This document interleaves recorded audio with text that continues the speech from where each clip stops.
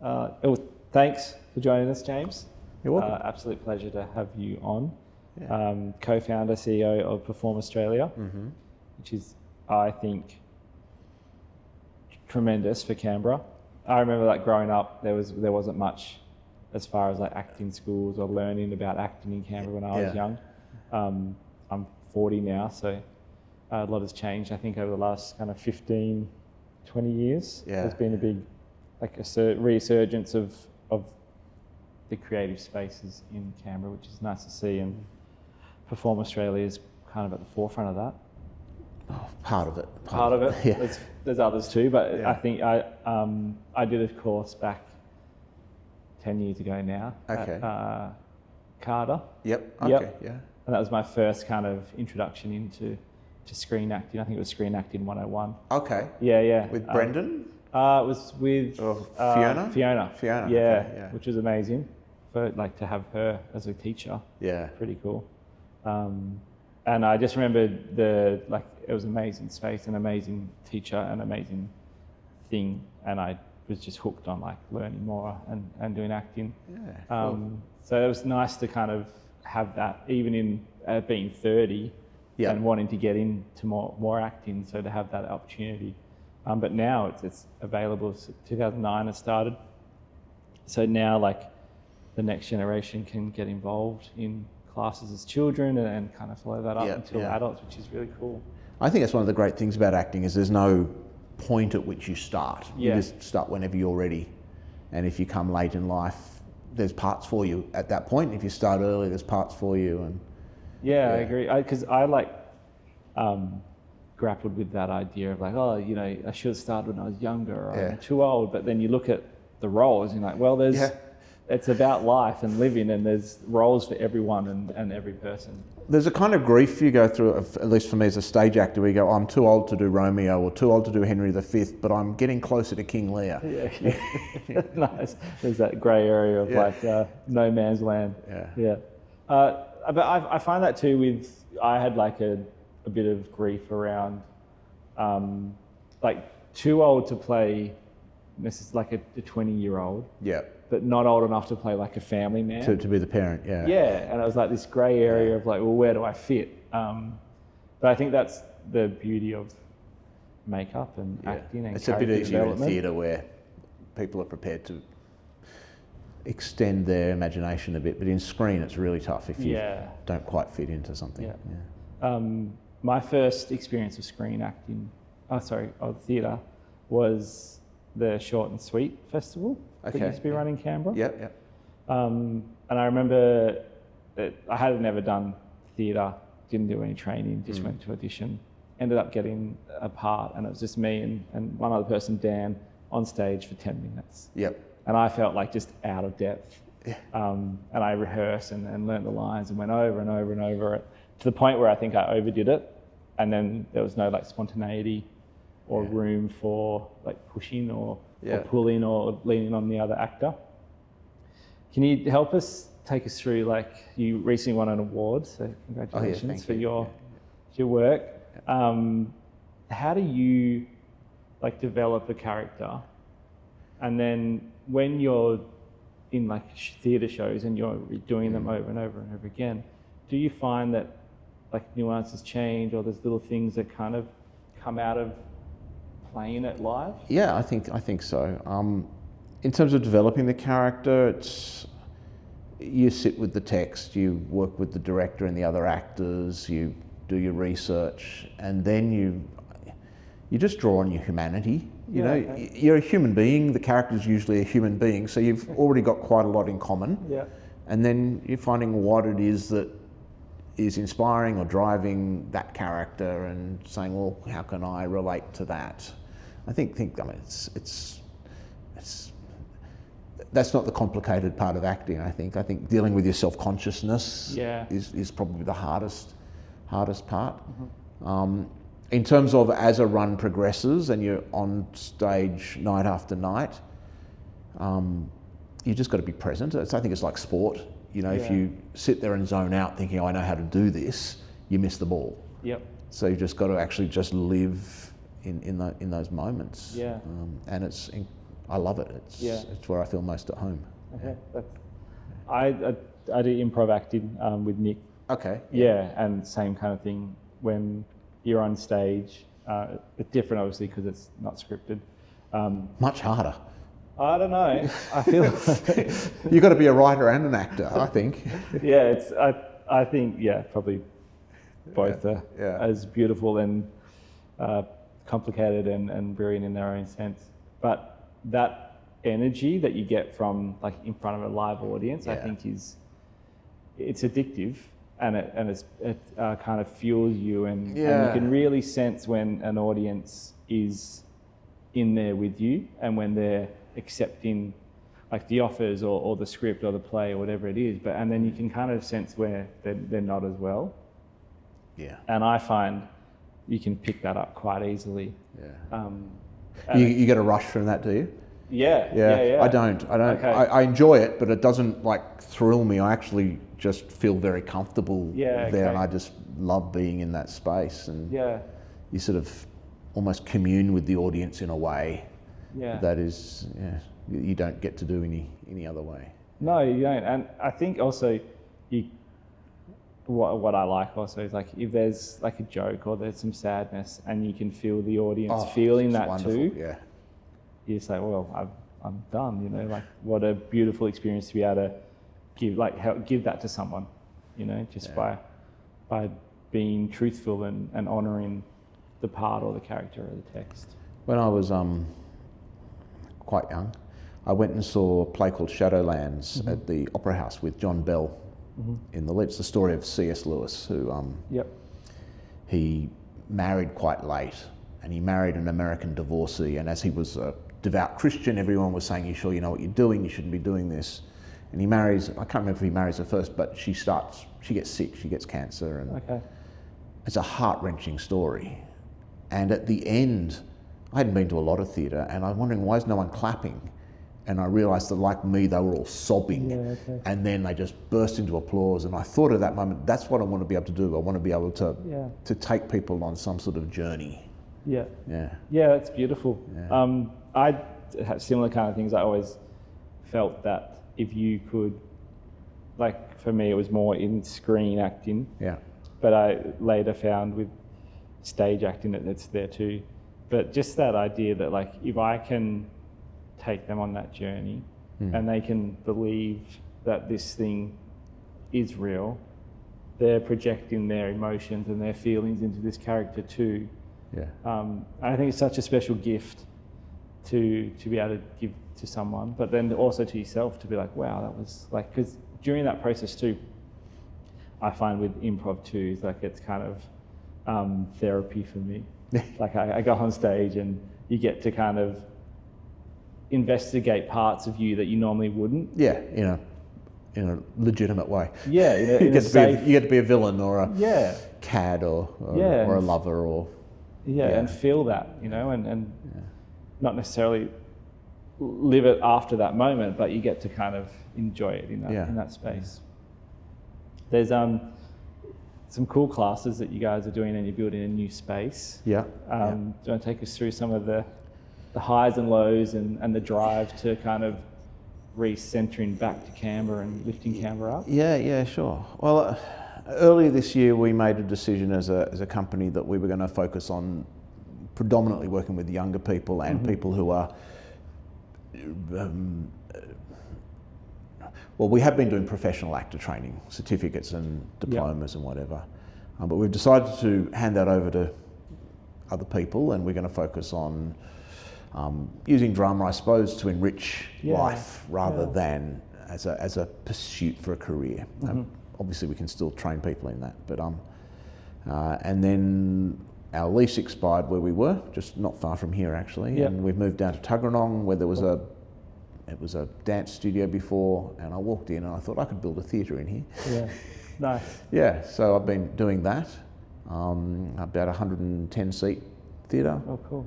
We've got the stage, we've got the seating done. We're just putting up the lighting truss at the moment, and should be hopefully finished next week. Wow, and then opening night?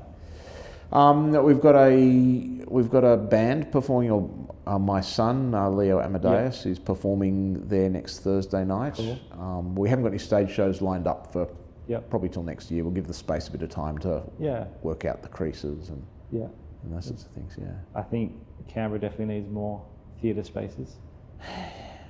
Yeah, I could talk for a long time on that. What was it like? Are you Canberra born? No, I came here about 2004, so just over 20 years ago. Okay, cool. Yeah. And what was it like back then? A lot of amateur theatre. Mm-hmm. And I mean, it was very similar. I think there's more independent theatre now. There's more groups like Everyman and Mockingbird and those types of studios, which are not quite amateur, but not paying professional rates. So there's a lot more of that now, which I think is fantastic. Yeah. But the big thing we noticed was people who were 17, 18 who wanted a career in acting were leaving Canberra to go to Sydney or Perth or Melbourne. And once they've done that, why would they ever come back here? Because there's no sustainable career. So we were losing all that talent. And so for us, it was a thought, well, if we could start something here, then some of those people would stay. And so that's how we felt we could contribute to the theatre industry or performing industry. I think there's a lot more screen now as well. We've got feature films being made here quite regularly. AIE is doing some great stuff in that space as well. AIE, they're doing pretty cool things. I think, like, as you said, like Mockingbird and Ruth, and seems to be... Lexi Seculus, some really motivated people doing some terrific stuff. And what I love about that is that it's like broadening the community too. And now, because like for a while there, it was you'd go to a shoot or you'd go to a play or an audition and you'd see 90% of the same people. Whereas now there's a lot more like diversity and new people and younger people, older people all coming and starting because there's more opportunity to begin or to learn or to grow. And you see some people just started out doing it because they wanted to be able to talk at a meeting or present better, and then they fall in love with acting and kind of do it as a hobby or do it. And I think also there's a lot more opportunity now just to do it for a hobby. Like it doesn't necessarily have to be your day-to-day paycheck. Yeah, well, you can't really do that in Canberra. No. It's tough. Although since the pandemic, it's become a little bit easier because self-taping has become such a big thing, which really came out of the pandemic.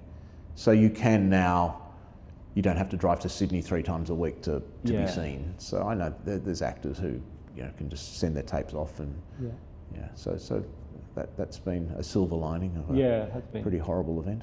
Do you have any, like self-taping's tough, I find, because you tend to retake, overanalyze, overanalyze, to a point where you don't even know if you're happy with what you're producing, but you've run out of time, so you're going to send it off. Do you have any kind of tips or tricks or help? Look, I don't do a lot of self-taping because I'm mainly in theatre. But I wouldn't be doing more than 4 or 5 unless you've stuffed it up. Then, but I don't know. It's one of those things with auditioning in general. You've got to find that balance between not caring whether you get the part, but caring enough that you do everything you can to get the part. But you don't want to invest too much in it because if you don't get it, then it's just disappointment. But you still want to look like you want the part. And then so for auditioning for theatre, sometimes they give you a piece or they tell you to bring your own piece. Is there any kind of, because sometimes you want to pick like a mainstream piece that people would know, but then in doing that, there's already like a really defined character or version of what they would think that person is. So is it almost like you better to choose something that's less well known or? Look, I'd be wary of doing something that's iconic. Something, Jack Nicholson, or I once saw an actor basically recreate Gollum. And did the whole Smeagol speech with the voice and everything. Look, I can't afford Andy Serkis, but I don't really want you to be doing him. Look, it depends how much you trust the director, I suppose. A good director will be able to see through the fact that I've seen somebody else do this piece before and they did it really well, and you're doing it a different way. Yeah. As long as you're not trapped into copying somebody else's sure. acting. Yeah. But auditions are terrible. I think they're just horrible for everyone. As a director, I hate them. As an actor, I hate them. But who knows how else we do it? Yeah, I know, right? It's like the beast. Workshopping, getting people to go. I know that's what Lexi Seculis does. She gets people, they come in and they workshop. Do Meisner activities for an hour, and she gets a sense of who they are, and that's probably better. But I don't know. It's not very practical sometimes. No, and then it's like time commitment too. Yeah, is tough. When you're looking to cast and you're the director, is there anything that like the auditioners, the actors coming in could do to? I'll be on time. Be nice. Okay, good one. I think generally just don't be a dick. Yeah, I think it's turn up on time, know your lines, and don't be a dick. That's the three keys to success in acting. I don't know. With a play, you're committing to working with someone for weeks or even months, and so I think for me the principal thing is, am I going to want to come each week and be with this person, or each day and be with this person? So I think that sort of, not compatibility, but a kind of, not even chemistry, but just this is going to be a fun experience, like any workplace. Yeah. If you work in a place where you don't really get on with everyone, it's a horrible job. It doesn't matter what you're doing. Yeah, for sure. And I think acting is like that on steroids, because you work with people in such a intimate way. Yeah. With screen, maybe it's different because you might be on set for half a day with somebody, so if you don't get on with them, you cope with that. Yeah, you might not see them again. But I like actors to be prepared, to have learnt what they're supposed to have learnt, and be flexible.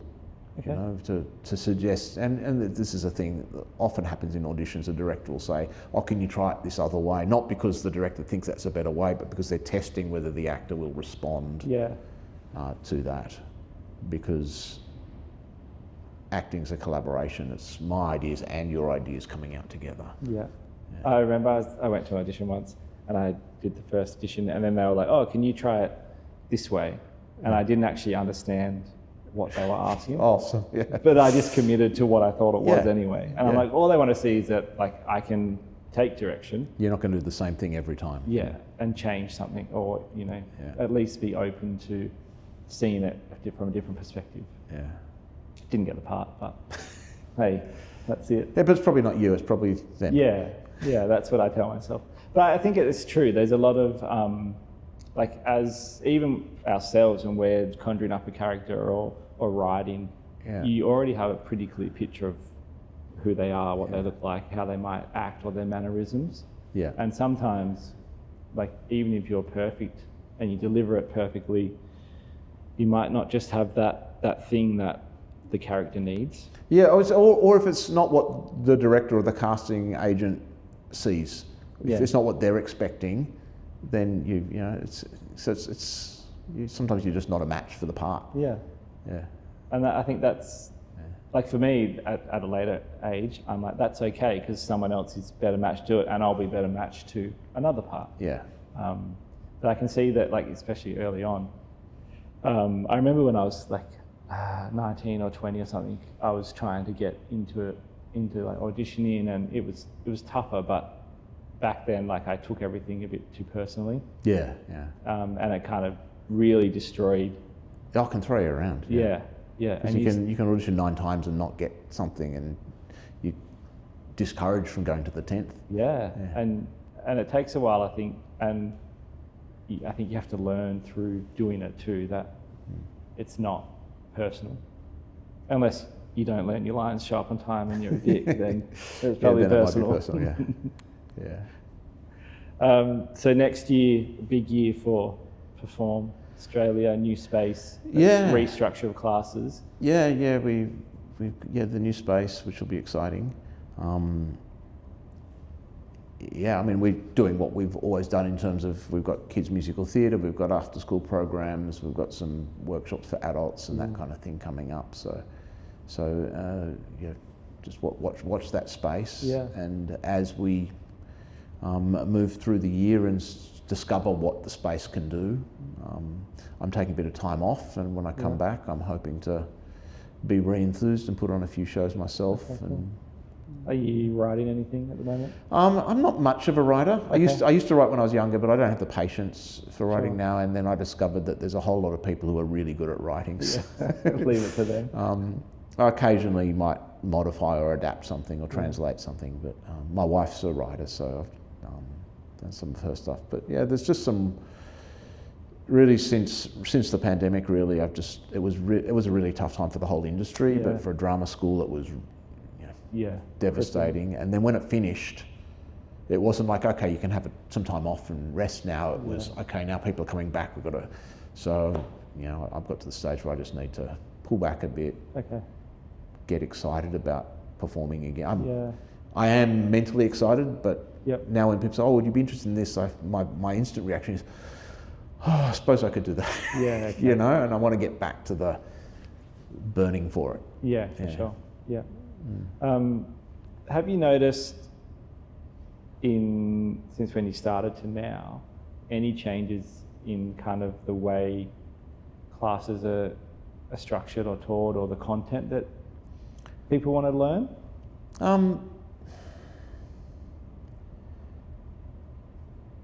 Yeah, I think people now, they want to learn, they want to know the craft, but I think now they'll also want to have a good time. Yeah, sure. Like I think it's I want this, but I don't want to ignore my happiness. Yeah, okay. Yeah. I think, it's nice because without the joy in it, and like you were kind of saying, like, oh, I guess I could do that, or then it kind of is more taxing, I think. Well, it's such a tough industry to be involved in because there's so much rejection, there's so little work, there's so many people competing for that work. Yeah. There's so little support from government level. It's so tough that if you don't love it, why would you just keep doing it? So I think you've got to find it and find that way through. I think also, like, when I graduated from drama school in '99, and back then I think there was a much stronger push to try and break people down. Yeah, sure. To discover who you really are and wipe the slate clean and build from there. Yeah. Whereas I think now there's much healthier, much greater recognition that you're different from another person and you're going to get different roles from that person, and I want to take what you've actually already got and maximise that rather than put everybody as a neutral and build. Yeah. I think it's nicer too because you get to see real people again. Yeah. and a lot more people get to identify and assimilate with people on stage or on the screen because it's not just a like cookie cutter kind of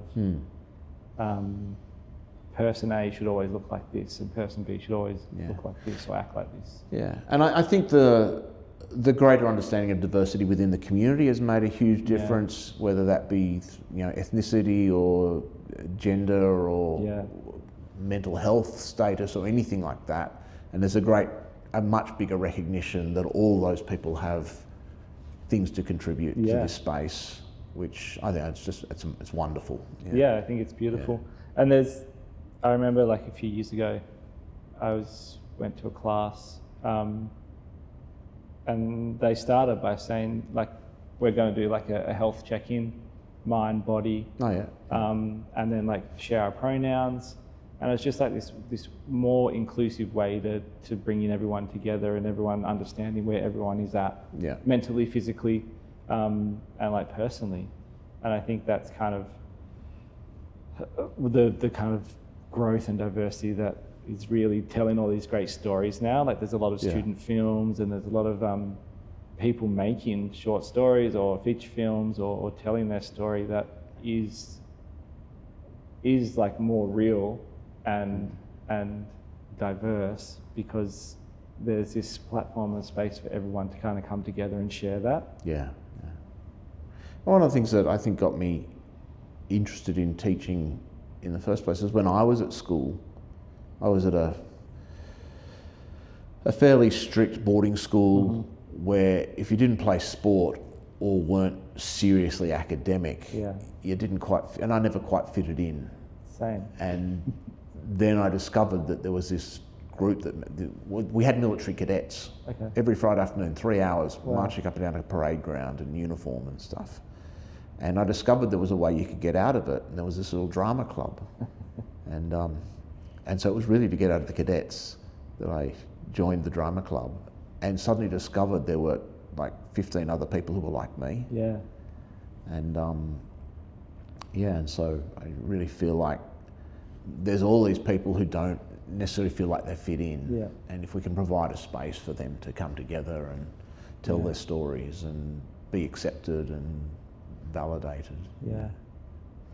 Mine's similar. I went to a pretty strict school, not boarding, but it was very rugby focused or academic. Yep. And then if you didn't do that, then don't worry about it. I remember going to like a career counsellor, and they sat me down, and I said, I want to be an actor. And they're like, oh, that's great, but like, what about a plan B? Like, good luck, you'll never get there. But if I went in and said I want to be a rugby player, they'd be like, yes, you can do it. The plan B. Yeah, and it's similar. Then like going to classes and getting out of that kind of lane, you start to meet people who similar experience, like different perspectives on life, but still similar perspectives on life in that like they're looking for something to fulfill them, a creative pursuit. They want to tell a story, they want to share stuff, they want to help people, or like lend what they know to help people grow. And there's such a, and I find the Canberra community is pretty good in like coming together, supporting people, lifting people up, and like letting kind of everyone wear the crown, just because it seems a bit smaller, which is fair, but in that you get to create some real relationships, and then people reach out to you and like, hey, I'm doing this thing, do you want to come help me out? Yeah. And you're like, yeah. And then they help you out. Yeah, we're still small enough, I think, that we want each other to succeed mostly. Yeah, mostly. Maybe a few people that don't show up on time, don't land their line, and are dicks. Yeah. But I think one of the things with the increase in understanding of diversity is we've discovered that everybody, though they're different, still has this essence of humanity that we all share. Yeah. And I think for so long we kind of shunned certain types of people and didn't let them tell their stories because we felt they were inherently different from us. Yeah. And we've discovered not only are they the same as us, but they've got experiences to share which resonate with us as well as the other way around. I been in Canberra growing up and then realising that there's this whole world outside of the mainstream world that I was sold. Right. And it's getting bigger, and it seems to be now like you can go do something every night. There's like either improv, there's amateur theatre, there's like what I call it, table readings and things like that, and you can go and review people's scripts and sit down at like Tilly's Cafe and meet all these people. And I think that's a really great community, but unless you know about it, you kind of don't know about it. Which is hard to kind of break in and get into the scene. And I don't know how, but it would be nicer if it were kind of easier for people to discover and be part of these things. And I think Smith's is doing an awesome job in keeping like that culture and giving that space for people to book shows, to run shows who don't necessarily have all the world's experience, but they have an idea, and that gives them a place to do that. Which is really cool. And there's, I think with your theatre popping up too, like I think it's just another space where people will come and there'll be awesome things there because there's awesome people in Canberra who need that space. There's I just want to talk a bit more about like auditions and Yeah, and sure. then in the theatre, because like you do spend a whole bunch of time with people. And I've heard of stories of like people being cast and then kind of getting halfway through and then being like kind of cut and they re-audition and Oh. yeah, and things like that. And because it's a lot of time and effort you spend in Yeah. that group. And I don't know the like circumstances as to why these things happen and whether there was things, you know, under the surface that weren't spoken about. But when you sign up and you're being cast, how do you kind of physically and mentally prepare for what's next? You mean before the first rehearsal? Yeah, like up until like first night, opening night. Oh, opening night. Yeah. Oh, yeah. Read the script a lot. Learn the part. Do you are you one of those people that writes and on the scripts and writes little notes and like looks for the beats and all that kind of stuff? Or not. If I'm having trouble with a section, I might mark up the script quite a lot, but I'm very sparse. I'll underline a word or circle something or put an asterisk just to remind me of something. But I'm of not the opinion that the way I best work is that if it feels right, it'll happen. Yeah, sure. And you know, if the director's given a note, yeah, that goes in the script. Yeah. But in terms of my own exploration, it's more organic, I think. Yeah. You mentioned it sounds like you do the research as well. Is that like, are you researching the time and the era and like that play and understanding that? Well, every role is very different. Yeah, yeah. I mean, when I did Lucky in Waiting for Godot last year, and you know, there's no definition of that character, you know, but the director has some ideas and the costume designer had some ideas, and as I was playing it or rehearsing it, one of the things that I felt was, I mean, he's a slave. Yeah. And so I started thinking about all the different slave situations in the world. Yeah. Whether that's, you know, child slaves or, you know, women who are being held captive and forced to do things, or even women in abusive relationships. And I started thinking what that would be like and how that might be reflected in this character. So that kind of research, thinking through those things. Yeah, okay. But every play is different. I once played a Dutch librarian and happened to be travelling to Europe not long before the play, so I went to the library where he was. Now, I don't know if that's research or just a bit of fun, and it was a very disappointing experience because the library was nothing like it was in the script. But you know, anything you can do to kind of connect with a part. And but yeah, certainly exploring the world that the play comes from. If it's a historical piece or if it's a play from the 1980s, you need to know a little bit about what life was there, or it's a Jane Austen piece, you know, that kind of thing. Yeah. And then opening night. Yeah.